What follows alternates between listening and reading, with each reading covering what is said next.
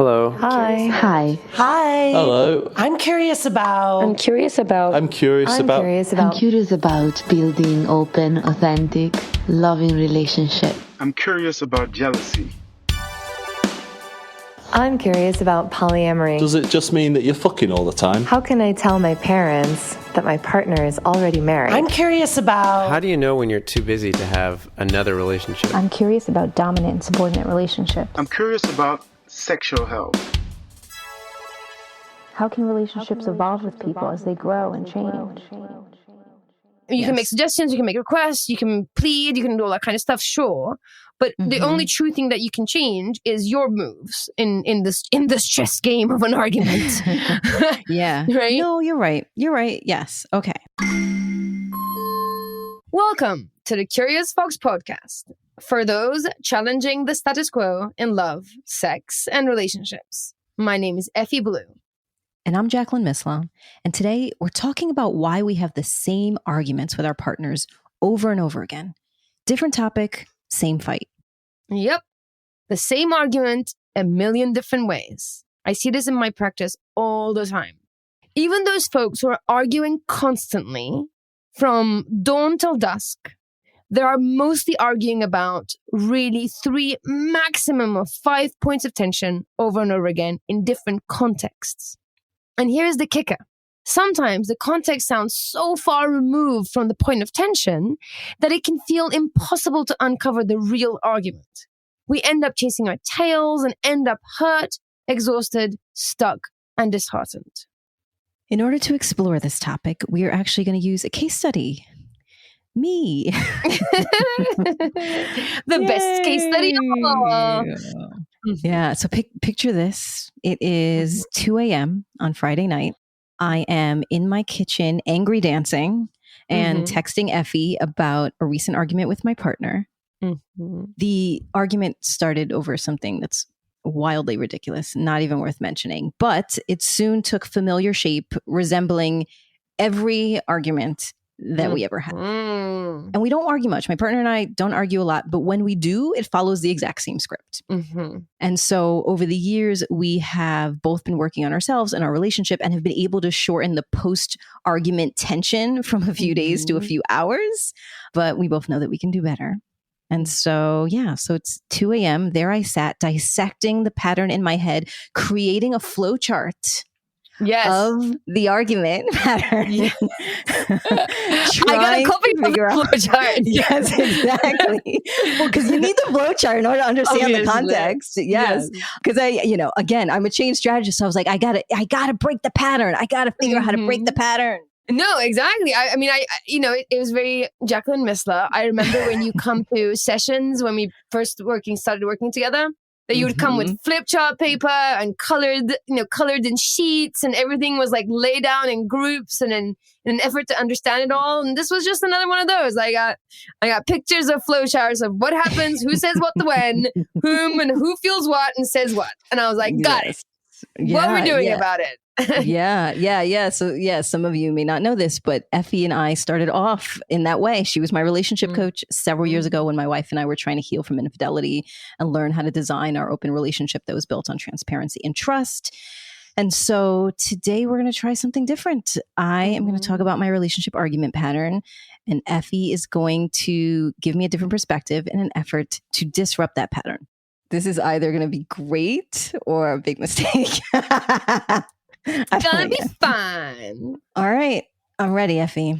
Okay. Let's change this thing. Let's make a change. Well, first of all, okay, let me just start with this. First of all, the fact that you're taking interest in this, the fact that you're doing the work on this, the fact that you have made a flowchart on this, and that you don't want it to carry on is all huge bonuses and a huge testament to your willingness to work this out and your dedication to this relationship. I just want to put that out there to get you started. Thank you very much. Thank you. So I think it's a great start. That being said, though, that being said, I can see the positivity sandwich coming. Start with the compliment and then get into the meat. I'm ready. No. Let's just put that out there because I think there's a lesson to be learned before we even get into it. There's a lesson to be learned about how we are the actors within our relationships, and it is up to us to make a difference if that's what we want for our relationships. And to do that, we need to bring awareness to what's going on. We need to understand what's going on in an effort to, if we have any chance of making a change, if that's what we want to do. So the fact that you've done this is half of the battle, and that's like double bonus points for you. Thank you very much. Now get to the meat of it. Exactly. Now let's get to the meat of it. So, okay, should I start with the pattern? Let's start there. How do you feel about talking about the actual irrelevant argument? The reason I say that is because it'll be a good way to transition, like, oh, like this is this, looks like this isn't this. Okay. If you want to do that. Or do you not No, want to? you're seeing my reluctant face. It's just so silly. So I'm just going to preface it that way. That's what makes it so precious, because like it sounds so silly, yet it's going to be so rich with information. All right. So I'm in the bathroom. I just come out of the shower and ask my partner to put lotion on me. And I have music on, like I'm listening to music loud. And so she comes in and she says, "Can we lower this though?" And she picks up my phone and lowers the volume. And that really annoyed me because I was like, you could have just asked me to lower the volume and I could have done it myself. I don't know why you are taking control of my phone and lowering it without actually hearing my response first. And that's what started it. It was just that. There's nothing more than that. And so what ends up happening, and this is, this is what happened, but this is also reflective of the pattern that happens, is that something gets done or said that leads me to feel disrespected in some way. And I then name that. And in my observation, she's not here to tell her side of it. It feels like she reacts to me naming something as if I'm blaming her or trying to shame her. So she acts from that place of shame and gets defensive and, starts explaining why. I hear her defensiveness as her giving me excuses, thus dismissing my feelings. So then I react in a bigger way in like all right, well, you can't dismiss this. And then she responds with like, whoa, that's a little big. And now anybody who tells me I'm too much of anything, that doesn't work. So then I shut down, then she shuts down. And so that's the pattern. Something is said and done. And this is true, by the way, not just in this relationship. This is true in my marriage with my ex-husband. Frankly, that pattern, and we'll talk about this a little bit more when we do an episode about ADHD and and all of the pieces that pull out in there. But this pattern of something happens that makes me feel wronged, disrespected, dismissed, unseen. I name it. The other person gets defensive. I hear the defensive as excuses. I then feel unheard. I react. They say that my reaction's too big. I shut down. They shut down. And there we go. Curtain. Yes, curtain. and scene. And scene. Yes. Okay. All right. Sure. And let me also note that I've crafted many ways in which this could be resolved. Right. I was just going to say, how would you prefer it went? That they don't do the thing that makes me annoyed. That's how, honestly, what's happened so much in my relationship is I've said, like, if you just don't do that thing, whatever it is, then we wouldn't argue. Like, this is all happening because of that moment. Like, if you could just not do anything that makes me annoyed, then that would be great. Okay. Yeah. And how does that go? No, not very well. Not very well. And I should clarify, it's not necessarily annoyed. It's like, again, it feels slighted somehow. And there's many variations of that. It could feel like I am having to take on more responsibility, or again, being dismissed or being disrespected. But there's something, I translate their statement or behavior in some way that then makes me feel immediately triggered. And then I name it. And how do you name it? First, my body names it by like stiffening up and like making a face, I'm sure. And like, my energy shifts right away, which is like, I have an attitude now energy. And either the person will be like, what happened? Like, what's wrong? Or, there'll be a few minutes of silence. And I'm like, well, why did you say that? Or why did you do that? Or I didn't like that. And I just say the thing. Like I say, hey, this just happened and it doesn't feel good. Even though we seem to be gliding over this point. I think the way you name it, I think it sounds so innocent when you say, I name it, and then they get annoyed, right? I think the way you name it, not you, but the way that we name our hurt obviously has an impact. Yes. Right? So like, Yes. why did you do that is one way of naming it. And another way of naming it is like, when I notice this, nonviolent communication styley, you know, when I notice, when you grab my phone and turn the music down without asking me, I feel, right? Which is going to have a much more of a different impact than something like, why would you do that? Right? Right? One is going to trigger potential defensiveness and the other one's going to trigger potentially understanding, collaboration. Like the thing that you want to try to get to. No? I don't know. Yeah. So let me start with, yes, I agree. Yes, I should frame it differently. And I agree. And we'll work on that. And I think, because I've tried over the many, many years of my adult relationships, I've tried many ways of naming it. And I think it's, you know, folks that I'm connected to, like I get it. I find kind of patterns of people to be with. Often, no matter how I name it, respond from a place of feeling defensive. And I say in that moment, again, so all right, now we're going to get into all of it. So at first I say, if you didn't do it at all, we wouldn't be having an argument. The second place in which I think that they could end it quicker is once I say, hey, I didn't like that. If they just were like, oh, I'm sorry, I didn't mean that. And I'm like, oh, okay, it's okay. So I say, yes, if you can just like apologize real quick. If you're like, oh, that wasn't my intention. I'm sorry about that. And then I say, oh, okay, then let's keep going. Everything is fine. That's at least what I think is going to happen in my head. I don't know if that's really going to happen, but in my head, that's what it looks like. Then when they're like, well, I didn't mean that for this. I meant that. I'm like, no, I don't want to hear any of those things. I just want to hear your feelings are valid. I apologize for triggering you. Let's keep going with her day. Sure. I think that would be ideal, right? That would be amazing if we just like had people around us that were constantly validating our feelings and like not just like being like putting their own feelings to one side and be like, oh, let me just validate your feelings. And then you validate their feelings, right? I think, yes, right? Wouldn't it be amazing? I'll have those relationships. Thank you. I'll have all of them. I'll have them all. It just doesn't work out that way. And I think, let me cut to the end of this conversation. Let's just drop it here. And then we'll like keep going back to this, right? Okay. If you want a different outcome, I would say it's futile to expect the other person to do something differently because you just don't have any control over that, right? You just don't. None of us do. None of us has any control over the other person.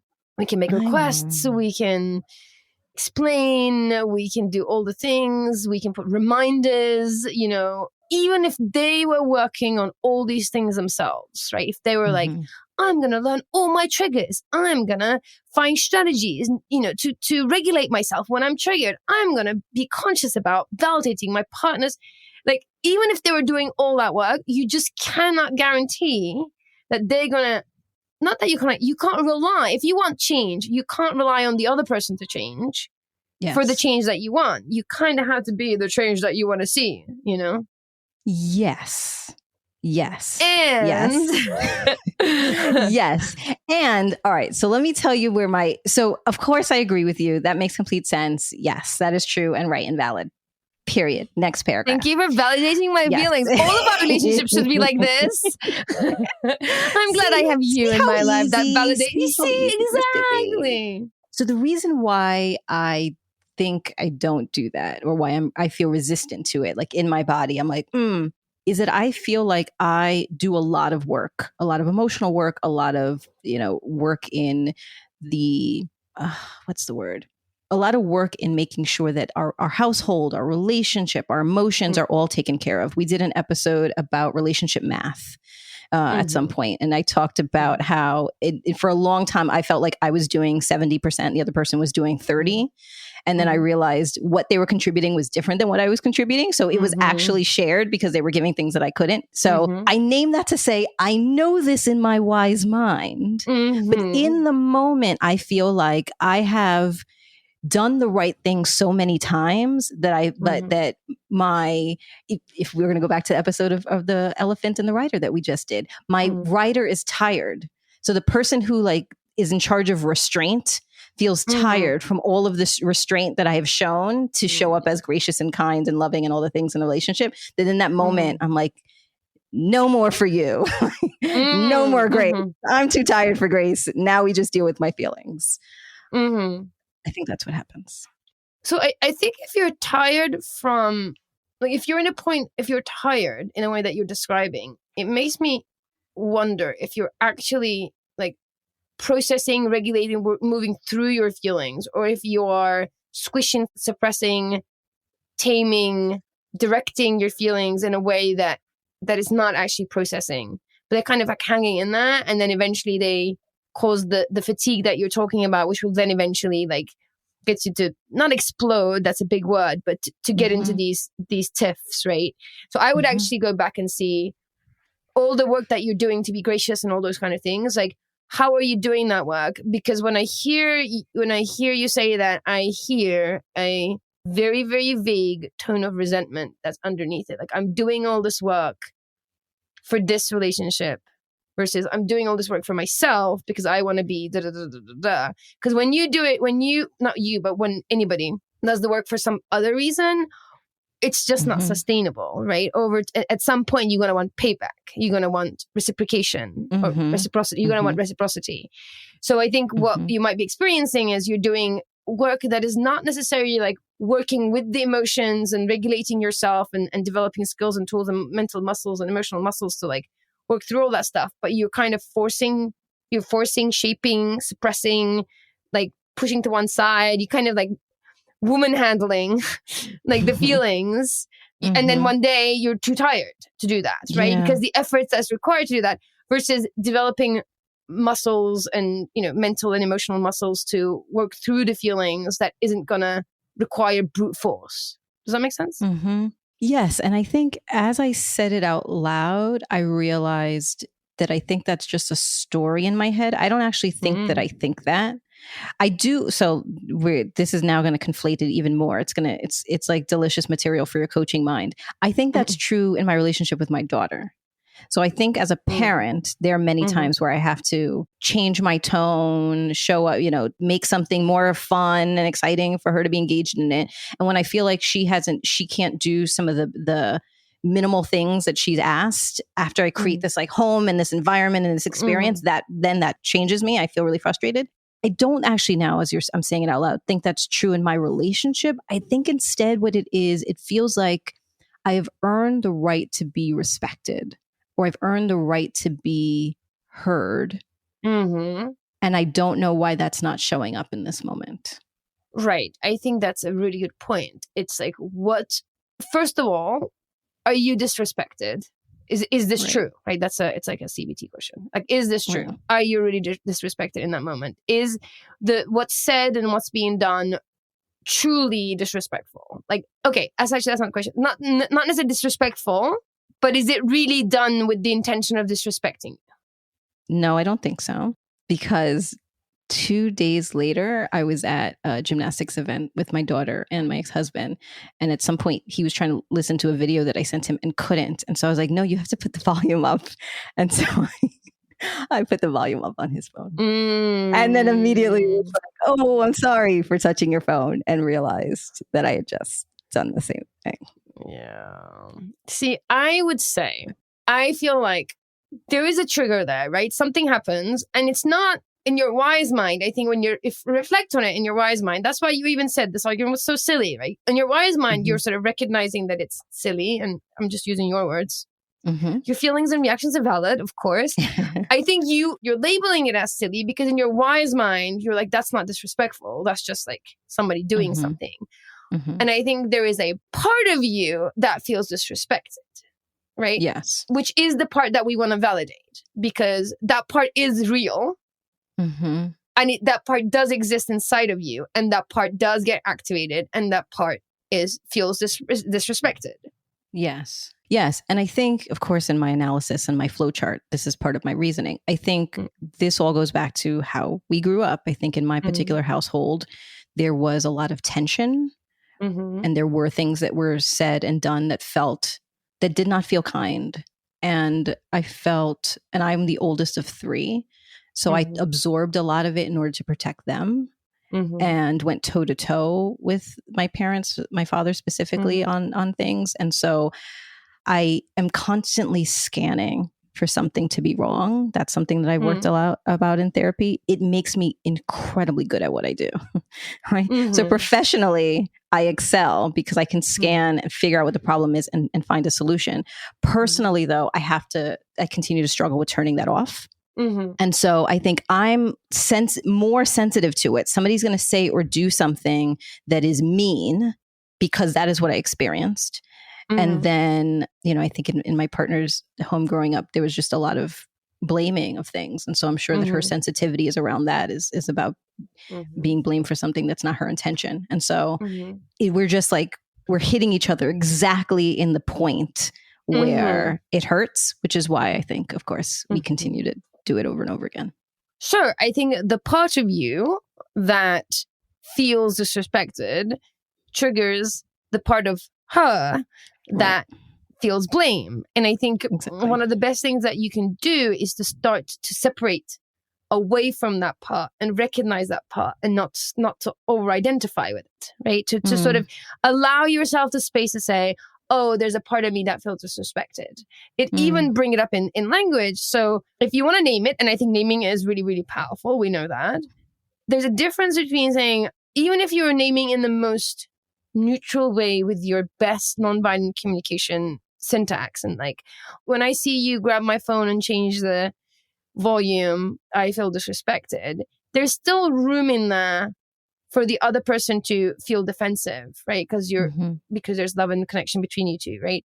I think there is an opportunity also there to say, "Ooh, look at that! When you grab my phone, there was a part of me that really felt disrespected." Right? And once you do that, there is potentially an opportunity to collaborate on understanding that part of yourself, which I think is the part that wants also to be seen, right? I think if you over-identify with it, it's very difficult to turn towards that part and try to sort of work with it in any way, right? Because now you have essentially three elements in the conversation. There's you and your wise mind who just noticed that part of you got into this disrespected space. Because in that wise mind, if you can stay with that wise mind, what you also have access to is that you're not disrespected. Like, your partner, Alexis, doesn't disrespect you. Like, that's just not the dynamics of your relationship. Correct? Yes, correct. Yes. So if you can kind of acknowledge the part, and you want to acknowledge the part, you also don't want to dismiss it and be like, oh no, that wasn't disrespectful, right? That's not it's not good advice either. It is to actually, with your wise mind, notice and name the part of you that feels disrespected. And then when you present it that way, there's an opportunity for the two of you to turn towards the part that feels disrespected and see if you can soothe, right? And you can, I think we even, when we were texting back and forth, I even said that to you. It's like, can you set it up so that you say something along the lines of, hey, wow, when that just happened, I noticed that there's a part of me that just felt really disrespected. Can you help me soothe that part? Which is an invitation that's very different than what's showing up right now, right? You're still gonna get to be seen. You're still gonna get the thing to resolve itself, right? You're not gonna dismiss it. But the invitation is different. The invitation is a collaboration to deal with a part of you that's being triggered from an adult to adult, right? So chances are, there is a chance there that you might not trigger the other person's part if you can position the conversation in that way. Does that make sense? Yeah, it does. It does. But it not reminds satisfying. me. But it's like, it doesn't satisfy me. No, it does. That's more. I'm contemplating. I'm connecting dots because it makes me think of the conversation that we had with Thomas Whitfield about relationship therapy, specifically within relationship, and how it's easier to go to anger than it is vulnerability. That anger is a more empowering emotion than is vulnerability. So as you're sharing that, that's what I'm thinking, is that my default has been to get upset, which is actually much less vulnerable than saying, ouch, some part of me just felt a little, hurt, and can you help me soothe that? Yeah. I think I can do that. So this is, again, this is case in point around how my brain works. So immediately I think I can do that.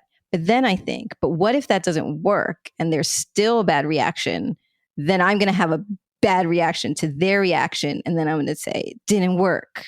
even though I know that's not true. So I'm just naming the story that's in my head. I know this not to be true, but this is immediately the thought pattern that happens for me. Sure. And none of these things have any guarantees attached to them, right? So, you might trigger, it might just repeat the pattern. But I think until you change something, this, like change is where you live, right? It comes from incremental moves. And these are areas where you can like try to do something different and see if it has a bigger impact. Right? Yes. So yes, it might not work. Absolutely. You're right. And you're going to have to change something, right? And the only thing that you can surely change is your moves, right? You can't change Alexis's moves. Yes. Right? You can make suggestions, you can make requests, you can plead, you can do all that kind of stuff, sure. But the only true thing that you can change is your moves in this chess game of an argument. Yeah. Right? No, you're right. You're right. Yes. Okay. So lesson number 1 that I'm writing down is in my head. When I feel triggered, to be enough in my wise mind to say, this is not reflective of how I'm treated in this relationship. This moment and this action is not reflected. So this may not be their intention. And so just name it. Say, a part of me felt X right now. Can we work together to soothe that part of me? Okay. Yes, I would say half a step back from that is to get into that habit of separating yourself from the part, which actually is kind of hard and it takes mental gymnastics. It took me years to figure this out. It's a part of, it's like a bunch of modalities of therapy that works with this, right? It's like parts work, IFS, it's inner child work, right? The part of you that is feeling disrespected because you rightly identified goes back to the household that you grew up in, is as a young part of you that got stuck in that moment and is living in a loop, right? That's the way to think about it. It's not really the ever evolving, growing, wise, learning, curious, adult, wise mind that you and I are talking right now. The part of you that feels that disrespect because it feels so familiar, right? You're like, oh, this feels really familiar. I grew up with this. It's because it's that child part of you that is, the way that I imagine it, that really helps me is that part of you is stuck in a time capsule and has a short runtime. So it's just looping. It's looping and it's looping and it's looping. And then when it gets triggered, it just like loops, right? And that's why it's the same argument, different context, right? Because that part of you that's in a capsule has no other context. It's just in a loop, in an emotional loop. So you put that emotional loop in an argument. You put that relation in an argument with your partner. You put that emotional loop in an argument with your daughter. You put that loop in an argument with the guy in the subway, right? It's not going to change because that time capsule is just what it is, because it's in the past and it's a younger part of you that experienced it and just got stuck there. So in that way, to identify those parts, and for you, like the disrespected part is a significant part because you deal with it often enough, right? And I think it's kind of doing that work to say, okay, there is this part of me that was hurt back when for whatever reason, and you already have that story, which is great. And she becomes activated, and it's language is everything. We know this, right? To really work with your language, to really talk about her in the third person is super helpful, right? So rather than a part of me, she is feeling this, right? She is activated. She saw the phone and she felt disrespected. She wants to be seen right now, right? Which sounds kind of kooky, but it really does help because it creates that spaciousness, and that spaciousness allows access to your wise mind so that you can actually kind of turn towards that part, the younger part, and see what she needs to soothe. Does that make sense? Yeah, that makes a lot of sense. And I think that the imagery of the loop is really helpful because I think having that in my mind now will allow me in those moments to remember like, oop, I just pressed play on the loop. Like, can I press pause or stop right now because that loop is about to, Exactly. Okay, so that's incredibly helpful. Let me ask you now, can we go through other parts of the pattern? Because I want to, so assume that in the moment, I forget about the loop and I don't do I don't say the thing. I don't ask for soothing. I just say, that made me mad. What ends up happening 99.9% of the time in my arguments with my partner is we end up actually arguing about the argument.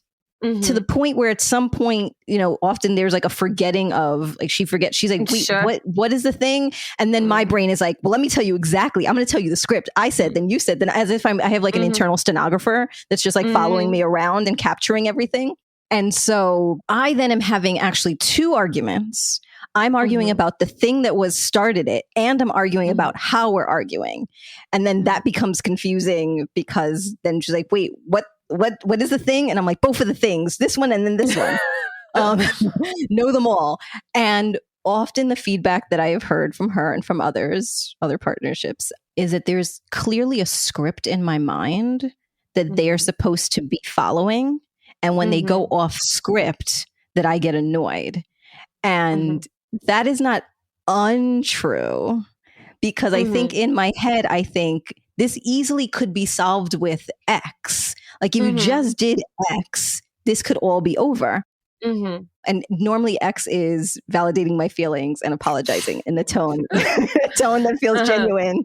And so when that does happen, even when there's an apology, but there's an apology that sounds like a begrudging apology, I'm like, I do not accept this. I do not accept that apology. Come back again when your tone is different. Try again later. Exactly. And so like I'm aware of the fact that I like am removing their humanity as a person and not a character in my internal play by forcing them into this particular script and trying to control the situation so that resolution only looks like that. So I know that, but I keep doing that. Yeah. I mean, it makes sense, right? It's still a part of the loop. That would be my guess. Like, the reason why you're so attached to a script is because it's that part of you that's looping, and that loop has a script, right? Yeah. She feels defensive, and then she feels disrespected, and she has a particular need for that to go away, and that feels something that's very particular because she's stuck in, she doesn't know any better, right? So I think, I mean, in an ideal world, what you would do is, before you even get to the next, like, just to recognize, I see shift in people when they're able to just separate that first step. At any point when they're able to separate from that part, even for a second, and be able to use like a third person pronoun for that part, there's a shift immediately, first and foremost. It's kind of like weird sorcery magic thing that happens. Like as soon as you're able to go she or he or whatever your preferred pronouns are for that part, there is space, and then the paradigm shifts. Like there's a different point of view immediately. You know that hasn't happened for you because you remain in this, when what you're saying is that you're still stuck in the script, right? So you haven't quite separated yourself from that part. Because the minute that you are able to separate that yourself from that part, your wise mind from that part, now you have multiple options, or you can find multiple options of how to soothe that part, rather than be hijacked by that part and only have the one particular thing that she wants that will only resolve the situation, right? So what does that look like? What does that look like? What do you mean what that look like? So for example, you said that in the moment when something happens to me, that something that I can do is say, there's a part of me that felt disrespected. She's feeling triggered, on guard right now. Can you help me soothe that part? Is there, ironically, is there a script? Is there something that I could do as an alternative to having kind of trying to guide the conversation in a very particular way? I mean, so then we can have this conversation. It goes like this. I think she needs whatever she needs, right? So, oh, look, there's a part of me that is feeling disrespected. And the idea is not to trick this, right? This needs to be an authentic experience. And like, it's not to feed this. I'm not feeding you or anybody else a script. Right. Because I was like saying, the manipulator in me could very easily be like, exactly, my little girl is feeling like she needs an authentic apology right now. She needs some soothing. Right. So I think exactly. I saw that one coming a mile away. Jacqueline missed that. So this is not to be hacked, people. This needs to be a genuine experience. You need to feel this in your bones. Like that's how it will work. You can go through the rhetoric and it will sound great and you'll get gold star. But you need to feel this experience in your bones, in the fiber of your being, for it to actually take any kind of effect, right? Because we're trying to do many things. We're trying to rewrite some code. We're trying to work with our nervous system. We're trying to, find a solution. We want to interrupt the pattern. Like, we're trying to do so many things. And if you just go with the surface script, it's not going to do any of that thing. Right? So you really need to find it in your bones, feel it in your gut. It really has to be integrated. So when you say, there's a part of me that feels disrespected, you really need to feel that part separate from you. Yeah. Right? Yeah. And fake it till you make it is okay. Right? I think the important thing is that this really starts to take effect when you do actually separate. It doesn't have to be like, it's a very slight experience with a big impact. If that makes sense. Yes. No, that totally makes sense. And I think as we're talking, because the second pattern also is reflective of the first, which is they're doing something that I am translating to be a wrong towards me, that they're intentionally either evading or disrespecting or ignoring or any of those things. And I think two things I need to keep in mind. Number one, again, that is not reflective of how I'm treated in my relationship. So that one moment can't now redefine and be like, well, clearly she thinks, because she doesn't, right? The second is actually a lot of the learning and work I've done around understanding ADHD, because my ex-husband, my partner, my daughter, all the important people in my life, so many important people in my life have ADHD. I'm on the way other end of the spectrum. So, for example, within arguments, I find that in those three relationships that I named, in the midst of an argument, the other person seems to be shut down more, maybe more confused, not able to track the conversation in the same way, right? Needs something different. I become like a litigator. Like, again, my stenographer comes out and I'm like, this, then this. Like, I become the clearest in the midst of conflict. And I get frustrated when someone else's brain isn't moving as quickly as mine in those moments, because I'm like, we can get to resolution really quick if we just go through this thing. It's like, and it could be over.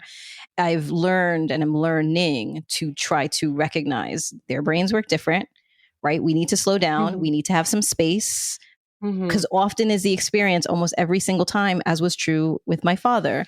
There would be a blow up. There would be something. There would be frustration. People would cool down and the other person would come back and say, hey, I'm in a different place now. I recognize what happened. Here's my part. Here's your part. Like, that conversation always happens. It just happens later than I want it to. And I become impatient. What would it take for you to be more patient?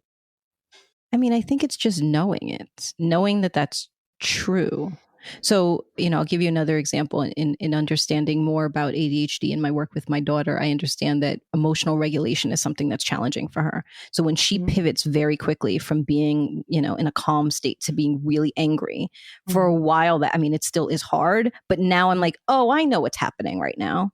Okay. So like, you need some space. I'm going to sneak a granola bar into your room so you can get something to eat. I have a sense of what needs to happen, because as we talked about in the Rider and Elephant episode, her elephant is in control. And so there's nothing to do now until the elephant calms down and the rider can climb back on. So often I'm trying to have a conversation with someone in their rational mind and they're not there. But frankly, what is also true is I am not in my rational mind. It looks like I am. I was just going to say, are you? Yeah. No, it looks like I am. Yeah. No, right. So it's like elephants talking to elephants. Yes. But my elephant knows how to mimic a rider. Like, my elephant knows how to talk and look like a rider. So I convince myself that I am in my wise mind. And then the next part of the pattern is we do take space from each other. And I use that space to analyze, to figure out what happened, to figure out the solution so that I can come back and be like, I figured it out. This is what we need to do. Next time I'll do this and you do this. And it feels like my rider is creating a plan for us to follow. Exactly. Yeah. I think what sounds rational is actually a fight response. That judgmental, litigious part of you is a part of you.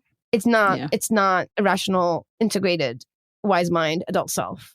It doesn't sound like it to me. Just from where I'm standing, it might feel like that to you in the moment. I think you're hijacked because our adult minds have broader resources, especially people like you and me who do this as a life's passion, right? We want to understand human psychology. We want to be compassionate, good human beings, and all the things, all the work that we do. That does not align with what you're saying to me, right? So in that moment, it doesn't sound like you're in your adult mind. It sounds like you're triggered. In that moment, you're in a kind of fight response. And that part of you that shows up in that fight response is hyper vigilant and litigious and judgmental and, all those things. That sounds like a fight response to me. That just sounds like it. Do you know what it sounds like? It sounds like when kids are trying to be grown-ups. Yeah. You know what I mean? Like they can pretend, or you see those like TikToks or Instagram reels of parents like with these like really smart ass kids that are like saying very adult things, but you just know they don't understand what they're saying. They're just like mimicking a parental grown upness. Yeah. That's what it sounds like to me when I hear you describe it. And I think that's just another part that you need to get to know. Yeah. Right. So that part of you that becomes litigious, she has different objectives and she has different needs. Yeah. And you need to get to know that part of you and also like make that space available. Yeah. As well. Yeah.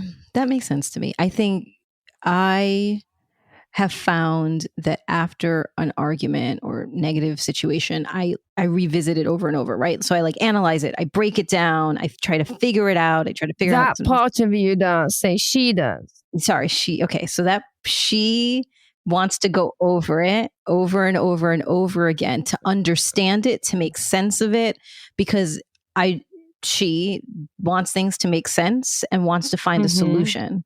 And so she goes over and over head, and every single time I have a new drawing, a new flow chart, a new whiteboard illustration, and something that is like, oh, this is the new revelation I've had. This will change everything. And so I do that, and I realize that that's what happens naturally. The only thing that I have found that quiets that noise is music. If I put music on and dance and just like physically try to move my body, that's why I call it, I say angry dancing. It's a thing in my house. Sometimes my partner is like, you need to go angry dance. But that is the only thing that actually quiets that. Because if not, even when I go for a walk or if I do something else, that part of my brain wants to continue to cycle it through over and over and over again. Sure. That actually further assures me that it's a part of you, right? Because that part of you quietens down when you get in your body, which is where our adult selves are, right? In an ideal world, our adult selves, our wise minds, or higher selves, whatever modality that you're talking about, they're all talking about the same thing, is the mind that is present and in our body. Like that's why the mind-body connection is so important.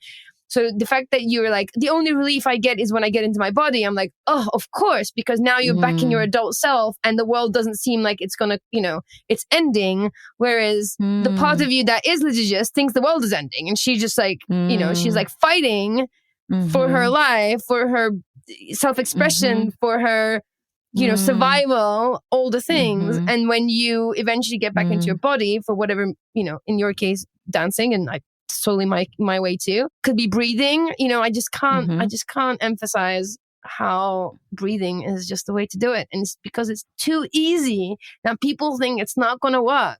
First of all, it's not easy. It's simple, but not easy. Take 10 deep breaths is not easy. It's simple, and people confuse with simple and easy. But to actually sit your ass down and take 10 breaths, like properly 10 breaths, is actually pretty difficult. Yeah. When you do it though, it's magical. You're like, what sorcery is this? Yeah. It works. If you can do that, great. If you can do angry dance in your kitchen and that's available to you, great. Anything that brings you back into your body, to the present moment, into your body, into your wise mind, is going to be where the solutions are, right? Yeah. The litigation, the flowcharts aren't where the solutions are. And I know that because I got one of your flowcharts. And, right? Which, by the way, not only broke down what happened, but broke down 3 different other options. They had 3 other flowcharts of what it could look like if we did it differently. Exactly. And what do those 3 different options had in common?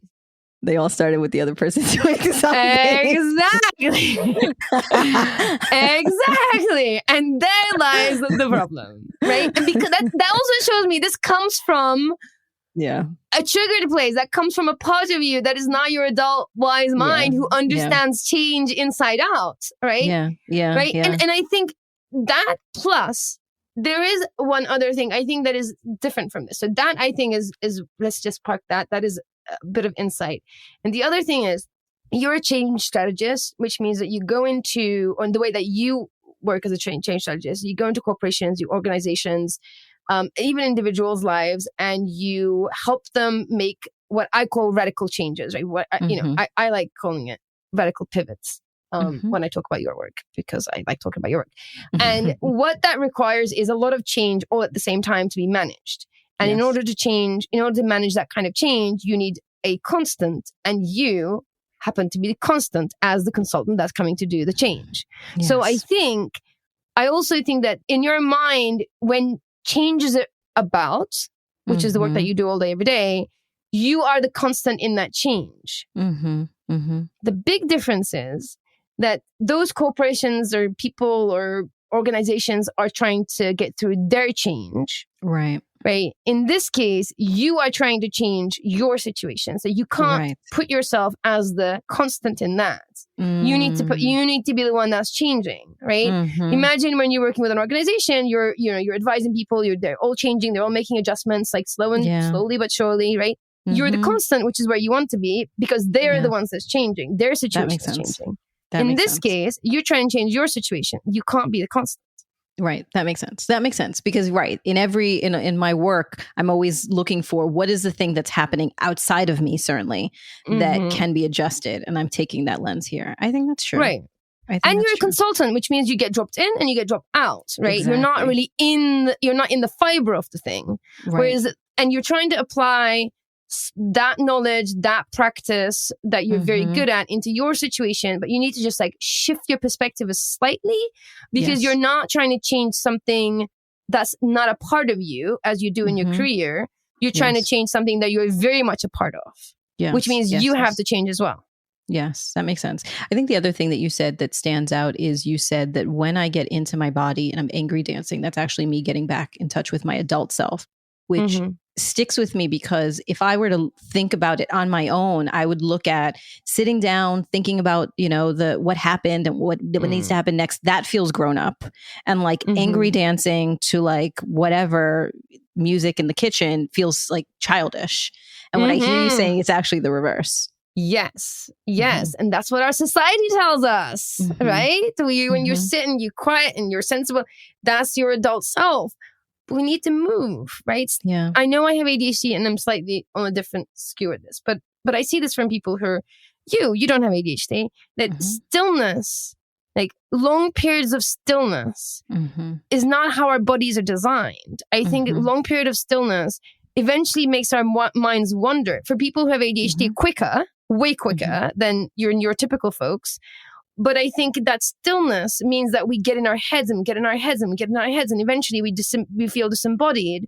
Now we are in a thinking world that is constantly thinking about the past and the future and the variables and 3 different options, right? And that feels like adult work, because that's what we do in our careers and our works, all that kind of stuff. But it comes from a disembodied place, right? To be really present and checked into how you're feeling, that's okay at work to do that way, right? But if you're dealing with stuff about yourself, you do need to get back into yourself, because that's where the answers are for you in your relationships that you're in. That makes sense, because what you're talking about being disembodied, that is true for me when I'm working either training or facilitating meeting conversation. It feels like some other part of me takes over, and I'm incredibly present in that room, in that space, in that dialogue, and my brain is working really fast, making connections, summarizing, processing. And then I at the end of the meeting almost come back to myself. And so I recognize then that I have a pattern of doing that. I have another question. We started in the beginning, right? Now I need to start with me. So, I will notice that something has happened for me and name it and say, there's a part of me that's feeling X. Is there anything that we can do to soothe her? Then as the conversation is going and I want to continue to be in it and process it both in the conversation and afterwards, recognize that that's still a part of the loop and I need to disrupt that by getting into my body. So I got that. The last piece is at the end. So let's say the end of the argument, everyone goes to their separate ways. Everyone has said all the things. Both have a desire to reconnect, right? So I think that actually what frustrates us the most within conflict is we want it to be over to get back to like being close. And so when we're in our separate corners or someone's taking a walk or whatever, what is the fastest way to get back to connection? Often I'm the barrier to that because I can hold like that energy, that frustrated energy for a long time. So I'm trying to let that go. But I'm trying to think of a hack for that. When with my daughter, whenever she would have a big reaction and her elephant would take over and then she would calm down and her rider would like climb back on and she would come back out, there was a mix between shame, embarrassment, feeling apologetic. And that's a lot of big feelings for a little kid to come back out and be like, hey, I noticed what I did. I'm sorry about that. Right. Like, so we created we had a whole language of fruit at some point. And so she would say the word lime. And if she said lime, it meant all that. So she would at some point like sheepishly come out of her room after this big tantrum of an explosion and just say lime. And then we would hug and then it was over because she was saying, hey, I recognize I was taken over there. Sorry about the things I said and did. I didn't really mean any of that. Like that's all of that. I need like maybe that's what it is. I need like a lime equivalent for my adult relationships where like we can just call truce and be like, oh man, our kids just got into a fight with each other. Can our adult selves reconnect? So a couple of things. I think that's a genius bit of parenting with your daughter. And I think it's important to make a distinction between your relationship with your daughter and your adult relationships, right? There's a difference in responsibility. There's a power dynamic in place, right? There's a whole bunch of different things going on. So at some point, you as the mother is going to have to take the high road. You as the mother is going to have to let go of the, all those things and over that, right? That's just a different structure relationship. Yes, so, that's fair. And it's okay. It's not okay. It's brilliant, in fact, to have a strategy like that in place. You say lime, you get it, she gets it. It allows her to move through the feelings, to reconnect and all that kind of stuff. That is great parenting. We don't want to parent our partners. We do not want to parent our partners. We want to deal with these things as adults, right? So ideally, what I would recommend you do is at every stage, if you notice, I'm going to recommend the same thing, which is to regulate yourself, right? Which is what we're talking about. Like the part language will allow you to hopefully regulate yourself. Okay, you missed that. You that didn't happen in that place. You moved on to the next stage. You're still, triggered. That part is hijacked. Okay, can we regulate you to get you back into your adult self? Then you moved, you danced, great. Or it failed. Next phase, like the argument happened. People are hurt and exhausted, right? In that place, the part of you, this is the same part of you that's holding on to the argument, right? So can you regulate yourself at that end, right? So along the way, at what point can we catch ourselves and regulate, right? So lime is great for kids.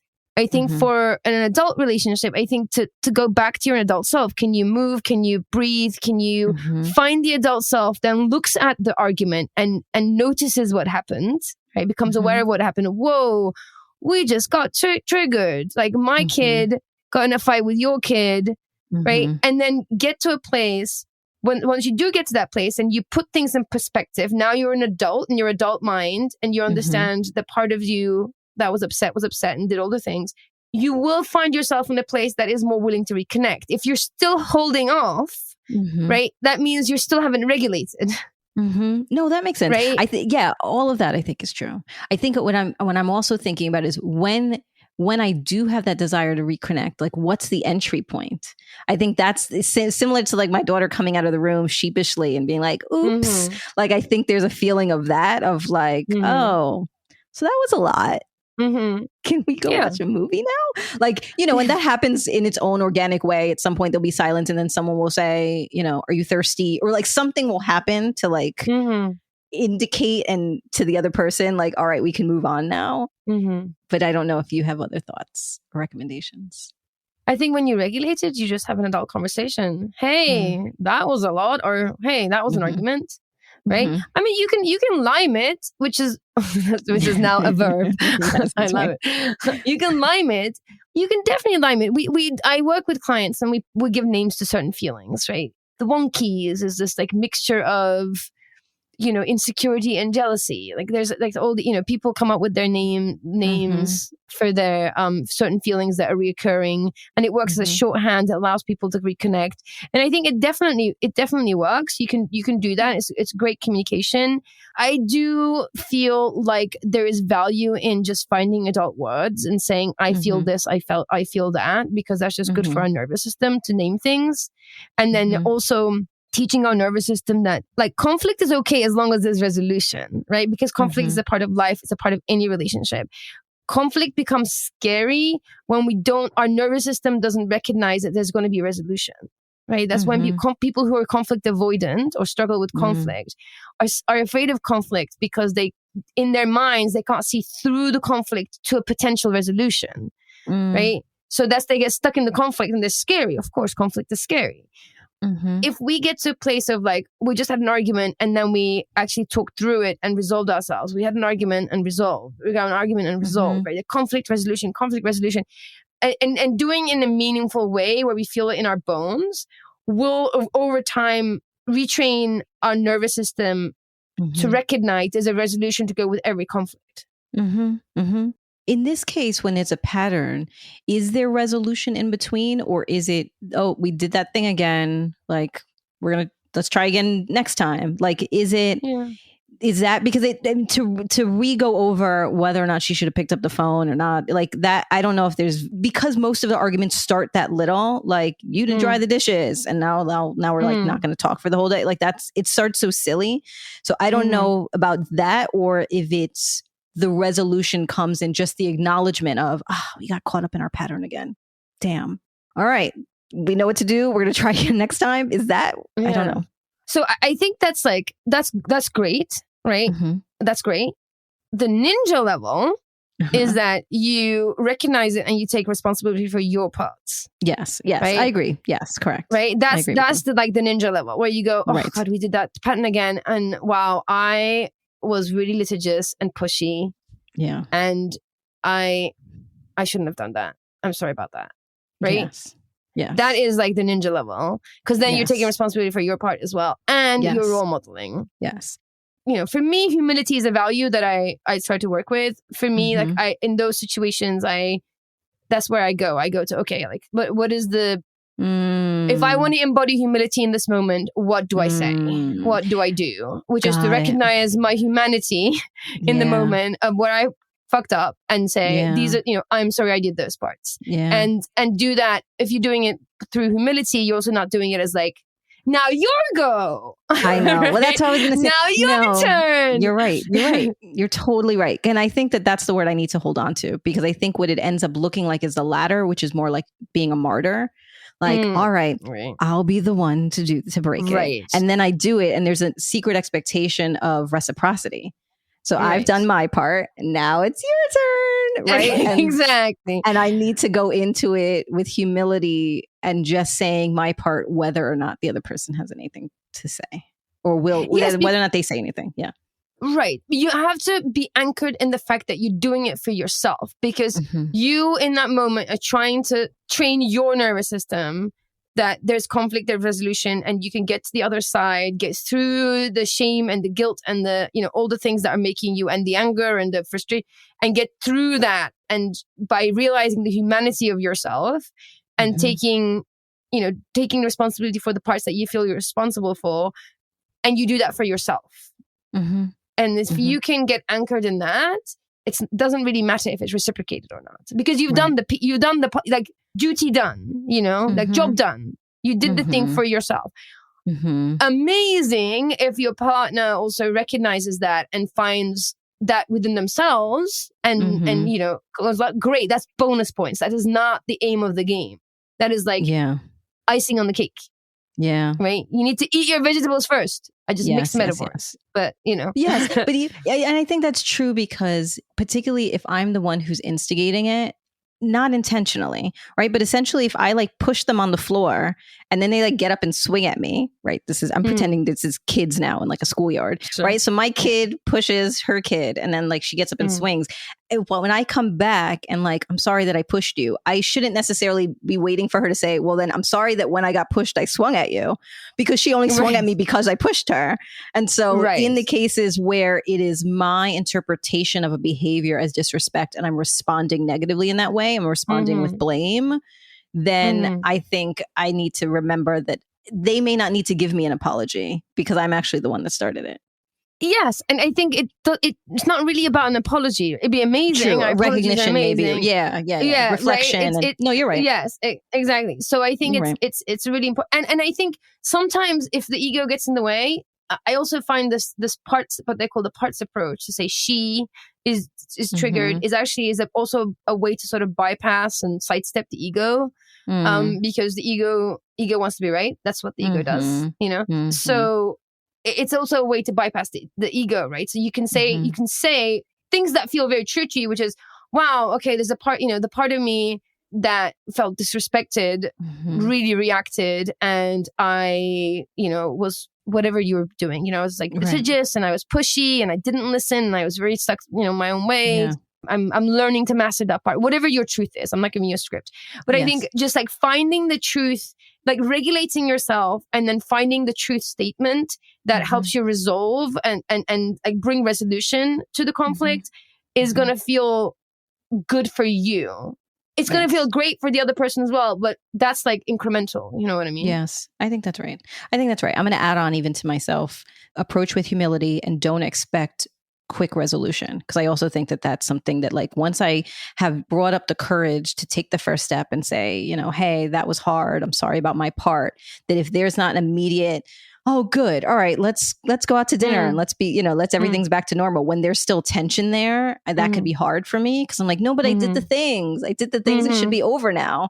And I have to just let there be space and let it breathe and not get re-triggered. Because sometimes I get re-triggered by that reaction based on how I grew up, that because it was such a tense environment that I just tense up. So that part of you gets triggered. Sorry, yes, that part of me. That part of me gets triggered based on what her experience was growing up. Nice. That when there's tension, she like locks herself up and prepares for whatever's going to come. And so then I think I have a tendency, I can get back into that state and get like re-triggered and the cycle starts over again. And so it's just, I'm saying it out loud for myself to not fall back into that pattern if I can help it. Yes. And then there is a bit of a hack that I'm learning about right now that kind of works if it's like a crazy. So I'm doing a lot of somatic experiencing, both working myself and like learning about the modality. There is a way to regulate ourselves through physical touch if it feels safe. So there is an opportunity. I would invite you and whoever's listening wants to try this, just to try it out. So if you can get to a place where you're like, whoa, there's a part of me that feels really disrespected right now. How can I soothe her? Or can you help me soothe her? Or if there is an opportunity for physical touch with no words, right? It doesn't have to be affectionate touch, though of course it's nice when it's affectionate touch, but just an arm on a shoulder, a palm to palm, something that can just feel, just that you feel it on your body, that will anchor you into your body, like into your presence, right? So it might help you pull you out of that hijacked state. So if you can get as far as, if you can just bring your awareness to the fact that there's a part of you that got triggered and is now activated and is running wild. If you can ask for touch, that doesn't have to be just a touch that will bring you into your body, essentially. It's the same as moving. It's just another way of doing it. And sometimes it might just be hard to start dancing in the middle of an argument. But if you can palm to palm, sometimes in an argument, you don't want to be touched, right? You don't want to be like, I'm one of those people. I'm just like, get off me. But some sort of a reassurance touch just to get me into my body that feels neutral might also work. I mean, it does work. It just depends how you're wired, right? Yeah. Some people have trauma and being touched will just trigger them again, all that kind of stuff. Yeah. So this is not any kind of prescription. It's an invitation to try, to see when you get that place, can you engage in some sort of physical contact? Skin to skin is best, if not over the clothes, to see if it'll interrupt the pattern, right? So as a part of the strategy for soothing that part, can you apply physical touch? Yeah, that actually is an interest. I think I would try that in the very beginning. So let's say in this particular case, she comes in, she picks up my phone, she like lowers the volume. Maybe in that moment, I realize like, oops, something just got triggered. And I can say, hey, can I have a hug? And then I'm sure, unless she legitimately is annoyed about something, we'll be like, sure. And then she'll give me a hug. And then she can be like, is everything okay? And then that's when I can say, there was a part of me that just felt like got triggered, felt disrespected. But, so I wanted to make sure that we could soothe her. And like, because I know that that's not what your intention was. And right. So maybe that's a way that I could, I can do that. I can do that. Because I think because the part of you that is triggered, that is feeling dismissed, like I said, she's in a loop. She's not here. She's not. And she also doesn't have a sense of time, space, and context. She's just in her own loop. Right.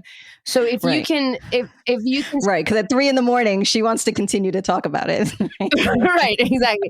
So if you can get back into your adult self, into your adult body here and now, the chances are you're either going to be able to notice her, to deal with her, or she might even just like calm down and like settle down. Yeah. Okay. Well, thank you. There's a lot of things here for me to think about. I think I'm certainly going to try to apply all these things. And I think we should give an update on Patreon. I think give me a few weeks. I mean, hopefully I need more than that. We don't really argue that much. But when we do, when next time it happens, I'm going to try the things and then we should go on to Patreon and I will let you know how it went. Yes. This is great, right? What I would recommend for people who have different stories, right? Same dynamics, different stories. I think the steps for them is find that feeling, right? Like when you're triggered, what is the feeling? So for Jackie, disrespected. Great. Because that will then now be like, okay, so this is the part that feels disrespected. Like we need to really get to that part. And the way to get to that part is through naming the feeling. It also helps to if you can, it's not available for everyone. It took me ages to figure this out. Like where does that sit? Where in your body that feeling sits? Also super helpful, but pretty ninja. It took me a long time. Some people are like, oh, it's just on my shoulders. I'm like, how are you doing that?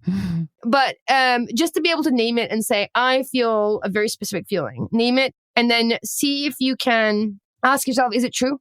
Like, are you really being disrespected? Are you really being shunned? Are you really being dismissed? Like whatever that part of you is feeling, check in to see like, is this real? Is this true? Not real. Is this true? It's real because you're experiencing it. Is it true? And if you're finding the answer is not really, like my partner isn't really that disrespectful or my partner isn't really that dismissive, then you can say, okay, so there's a part of me that feels duh, right? And if you can get that language, again, not easy.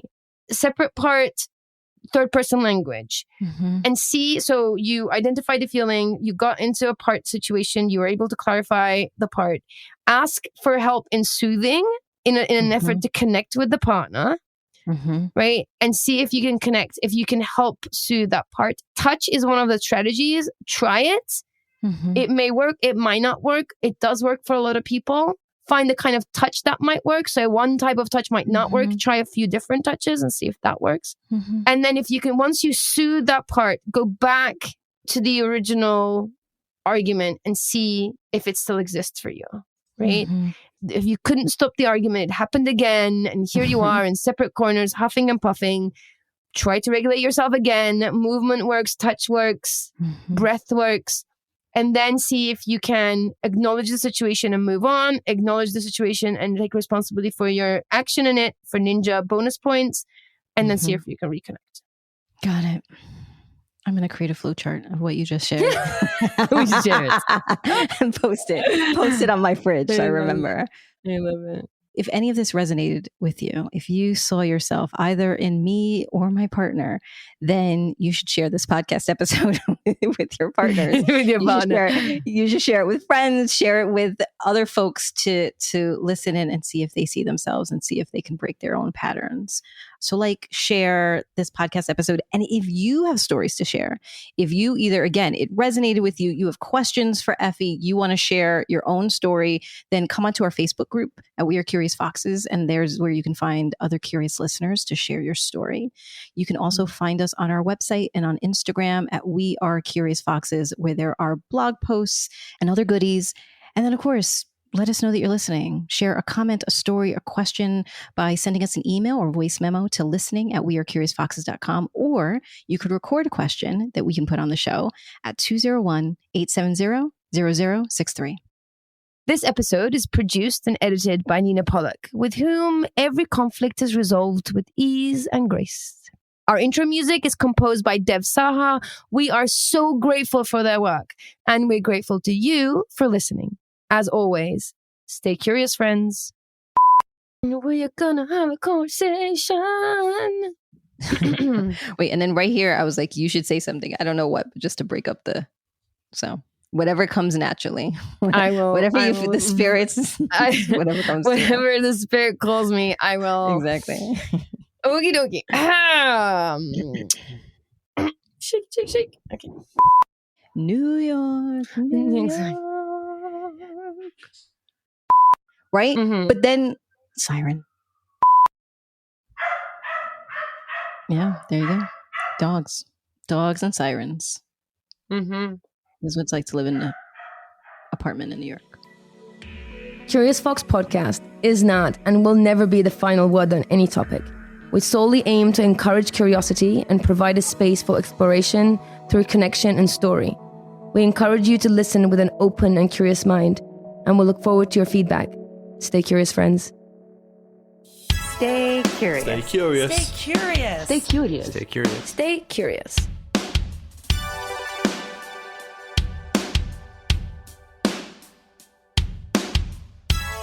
Stay curious.